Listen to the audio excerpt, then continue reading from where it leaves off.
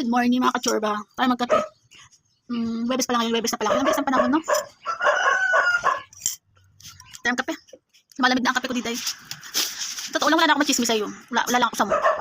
Kasi ewan ko ba naman sa lahat naman mangyayari. Wala na ako sa mood. Mag-chismis. Biglang pumapasok ka sa utak ko. Oo, panibago. Kasi syempre, sad ako ngayon. Wala. Sad lang ako. Wala lang masabi. So yun, bigla lang pumasok sa utak ko yung ganitong experience ko. Experience ko yung dati.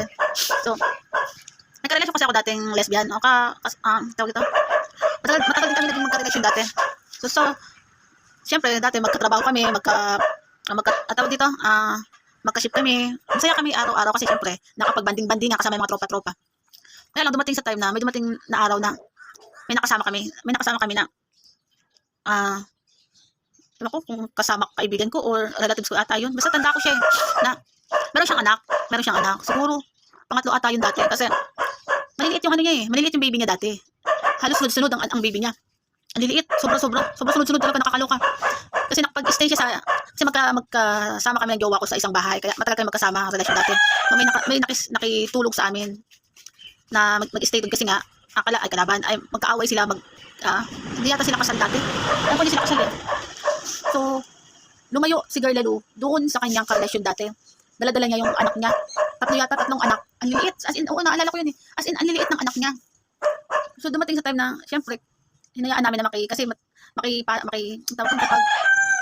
sa bahay namin dati. So, okay lang sa amin yun. Kasi may mga bata kasi. So, dumating sa point na, magkahiwalay sila magkarelasyon. Kasi gusto ni Girl Lalu, ibigay sa amin yung isang baby. Kasi yung pinaka bunso niya, kasi bagong panganak yun, baby, as in baby pa lang, siguro 2 months pa lang ata, 2 months, 3 months. Simula sa po naman, mahilig talaga ako sa baby. Kahit naman noon yung wala pa akong kapatid, ako yung panganay dati, mahilig talaga ako sa baby. Ang ending, sunod-sunod ang naging sumunod sa kapatid ko. Oo, dami ko alagain. So yun, dumating sa point na, yung kakilala ko na yun, 3 yung baby niya sunod-sunod, at baby talaga yung isa. Tapos dumating pa sa point niya na, mag-aaway silang magkalibin. Kumbaga para sa kanya, sa araw-araw na nangyari sa kanya, lagi silang mag-aaway. So umalis siya ng malayo. Ang ending sobrang layo niya sa akin nakapunta. Kami mag-jowa. Bitbit niya yung 3 So, siyempre tumulong din kami mag-jowa. Siyempre, pagkain araw-araw. Pero ang maganda lang doon, natulong din naman si ate. Tumutulong din naman sa araw-araw. Kasi siyempre, konting nalaba din, nalinis, naluto. Kasi kami nga mag-jowa, nagtatrabaho kami, sobra kami trabaho. So gusto ni Boylet, nagkita sila mag-asawa nung gusto niya kumbaga, pinuntahan siya uli ng lalaki niya, karelasyon. So gusto ng lalaki na umuwi na sila sa bahay nila.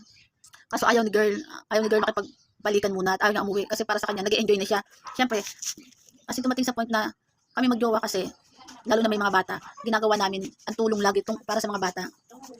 Napakaswerte din namin nun kasi parang lahat ng pangailangan ng bata ginagawa namin. Kaya medyo naging swerte kami magjowa kasi medyo okay yung trabaho namin. So, dumating kasi sa point na kahit yung mismong bata, yung baby, na hindi na kayang painumin ng dede. So, naka-experience ako na anong tinitingnan niya. Yung pala, akala ko nagpapabili ng, coffee make, pang pa sa kape. Diba yung pang puti, yung coffee make. Yun, bumili ako ng coffee make, akala ko magkakape yung nanay. So, ang ending, yung pala, nilagay sa dede kasi hindi siya nagagatas yung boobs niya, hindi nagkakaroon ng gatas. So, nagawa siya ng gatas sa pinaka-dede. So, ayun ang pinapa-dede niya doon sa baby. So, nalungkot ako kasi naawa din ako sa bata kasi baby yan eh. 2 months pa lang ata, o 1 month, ganun. Awang-awa ako nun. So, ayun ang pinag-usapan namin mag-jowa dati na tomboy na tulungan natin kasi bata yan eh. Hindi ko kayang makita rin na yung ganyan, especially doon siya nakatira sa bahay namin. Yun. Naging okay naman yung nanay noon. So, parang nag-decide siya mismo na gusto niya iwan sa amin yung anak niyang bunso, yung baby. O kasi basta 2 months pa lang o 1 month. Tuwan-tuwa kami mag-jowa noon kasi iiwan niya sa amin yung baby. Siyempre, masaya talaga ako sa baby. Simula sa pool naman noon pa. So, masaya kami mag-jowa. So, ang ginawa na, kasi nga yung pinaka-nanay at yung 2 pang anak na maliit, umuwi na kasi pinauwi na siya ng sinundo na siya ng lalaki. Sa totoo lang, ayaw ng lalaki ibigay din yung anak niya. Kasi nga gusto niya kasama niya yung anak niya. Kaso wala rin trabaho. Para sa kanya kahit naghihirap siya, gusto niya kasama yung anak niya. Kaso yung pinaka-nanay nga, in-accept niya na ipaampon na muna yung bata. Sa tuwa kami na iniwan sa amin yung baby. As in talaga, kahit pag napagod kami sa trabaho dati ng jowa ko, pero inaalagaan namin yung baby, pati ang pagtulog, ang pagpaligo. Kasi para sa akin, sanay na ako kasi sa mga sumunod nga sa mga kapatid dati, maliliit dati. So, natuwa kami mag-jowa. Ilang buwan namin nakasama yung bata. Kaya masaya kami kasi lahat binibigay namin. Kasi para sa amin, laki kami ngayon. Sa trabaho namin, maganda yung sahod namin. naging malusog yung bata. Tapos dumating sa point na pinapasyal namin. Pinapasyal namin yung magjowa. Pag rest day namin, ginagala namin yung baby. Wala kaming time makipag-gala-gala sa iba. Kagaya ng inom-inuman. Wala na yun sa amin kasi may baby nga. Kasi dumating sa point na hindi rin kinaya ng lalaki, ng pinakatatay na hindi pumayag na mawala yung anak niya. Gusto pa rin niya mabawi. So, naging no choice na rin doon sa yun sa nanay kasi nagkabalikan na sila mag-asawa eh. Magkalibin din sila. Nagkabalikan sila. Ayun ang pinaka-desisyon ni lalaki na gagawin niya lahat ng trabaho para makasama niya yung anak niya. Yun. Kapag-usap sila sa akin na okay nyo, nagsabi sa akin dati yung parents na kukunin pa rin namin yung baby kasi gusto ng tatay nga na kasama yung lalaki, yung anak, yung baby. Eh mag-iisang taon na yata yun. O, basta malapit na mag-isang taon eh, nakasama ko yung baby. Nilagaan namin, okay lang yung mga gastos kasi kami magjowa naman kami dati, napagtutulungan namin. Tapos, pinuntahan nila ako uli na kukunin na namin yung baby kasi okay na kami magkarelasyon. Kaya kinuha uli yung baby. Okay lang din naman sa amin. Wala naman kayong problema doon kukunin uli yung bata kasi sa anak nila yun eh. So, kumbaga, inano ko lang dati na, sige, pasyalan ko para makasama ko lang yung baby pag wala kaming trabaho, pag wala kaming pasok.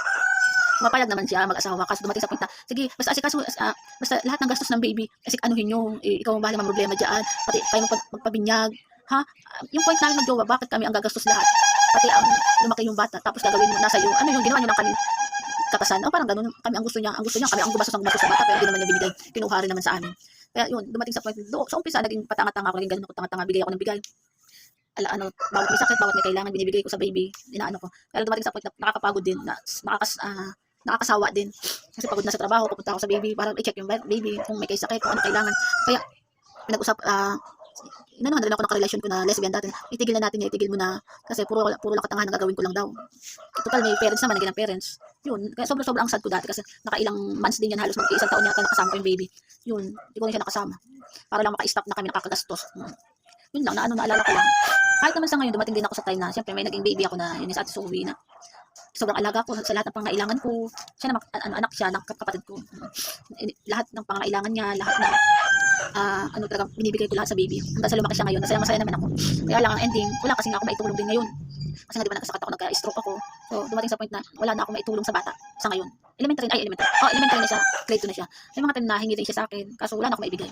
Kaya may mga time na hindi na rin ako nakakasama ng bata kasi nga, ewan ko, may parents kasi na hindi na ako inaano. Parang feeling ko pag wala pa ako, pag sobrang mahilig ako sa isang bata, pag darating sa time na wala na ako maibigay, wala na ako may tulong, wala na ako may share. Siguro dahil wala na ako trabaho. Sa totoo lang, ayoko naman nakatambay sa bahay. Gusto ko naman talaga magtrabaho. Kaya lang, wala. Hanggat ngayon, hindi pa rin okay. Hanggang simula nang na-stroke ako, hindi pa rin talaga ako okay. Especially, sa gamot, ganun pa rin naman yung gamot ko. Kaya ang gusto ko sana matapos ko yung SS ko. Gusto ko talaga maasikaso yan eh. Kaso kailangan ko pa rin ng datsula. Kailangan ko ng datsula para makapag-ano ako ng pa-check up at saka kapag-check up at saka makapag-inom, bili-bili ng gamot, tsaka at least malaki ang makikita ko sa SS na yun kasi matagal ko pinagtrabahoan dati. Kaya syempre, para din may pangailangan ko din yun, di ba? Total, sakal na taon na nagtrabaho ako dati. Syempre, siguro naman, makakatulong naman yung SS sa akin. Yun lang, napachika lang ako sa inyo kasi pagdaan kasi may nakita akong baby. Yan, naalala ko lang. Yun lang, goodbye na nga sa inyo, napachika lang ako sa inyo. Chismis ko naman sa inyo sarili ko. Kaya goodbye na sa inyo. Bye na sa mga chismisan. Ha? Bahala kayo kung ayaw nyo pakinggan o paringgan. Basta, okay na, goodbye.